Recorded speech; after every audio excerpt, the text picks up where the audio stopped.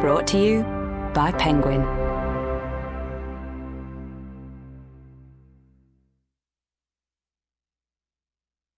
The Vaster Wilds by Lauren Groff. Read by January Lavoy. For my sister, Sarah. 1. The moon hid itself behind the clouds. The wind spat an icy snow at angles. In the tall black wall of the palisade, through a slit too seeming thin for human passage, the girl climbed into the great and terrible wilderness. Over her face she wore a hood drawn low, and she was slight, both bony and childish small, but the famine had stripped her down yet starker, to root and string and fiber and sinew. Even so starved, and blinded by the dark, she was quick.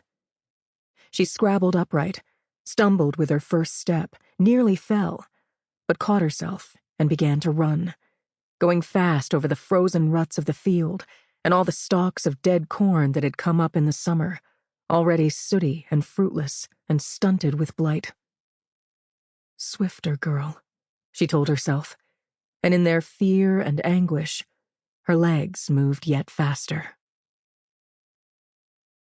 These good boots the girl had stolen off the son of a gentleman, a stripling half her age but of equal size, who had died of the smallpox the night before, the rash a rust spreading over the starved bones. These leather gloves and the thick cloak the girl had stolen off her own mistress. She banished the thought of the woman still weeping upon her knees on the frozen ground in the courtyard inside that hellish place.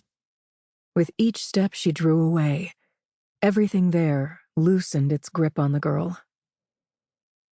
Yet there was a strange gleam upon the dark ground of the field ahead, and as she moved, she saw it was the undershirt of the soldier who a fortnight earlier had been caught worming his body slow from the horrors of the fort and toward the different horrors of the forest. He had made it halfway to the trees when in silence a shadow that had lain upon the ground grew denser, grew upward, came clear at last as the fearsomest of the men of this country, the warrior 2 heads taller than the men of the fort, who made himself yet more terrible by wearing upon his shoulders outstretched a broad, dark mantle of turkey feathers. He had lifted with one hand the creeping, fearful soldier by his hair, and had with a knife cut a long, wet, red mouth into the man's throat. Then he dropped him to spill his heart's blood into the frozen earth, and there the dead man lay, splayed, ignoble. All this time he had lain unburied, for the soldiers of the settlement had become too weak and too cowardly in their hunger to fetch the body back. She had passed the dead man, and his reek had drawn itself out of her nostrils, and she was nearly to the woods when she stumbled again.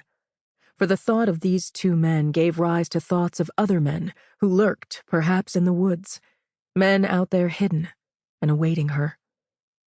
And now, as she peered before her into the dark of the forest, she saw a man crouching in ambush in ever deeper, blacker shadow of each tree, perhaps a man with a knife or an axe or an arrow, and cold murder in his eye.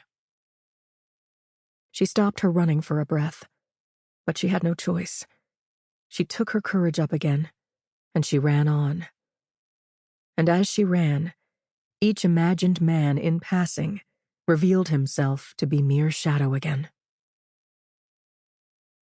She had chosen to flee, and in so choosing, she had left behind her everything she had, her roof, her home, her country, her language, the only family she had ever known, the child Bess, who had been born into her care when she was herself a small child of 4 years or so, her innocence, her understanding of who she was, her dreams of who she might one day be if only she could survive this starving time. Think not of it, girl, she told herself. Think not of it, else you shall die of grief. Sample complete. Ready to continue?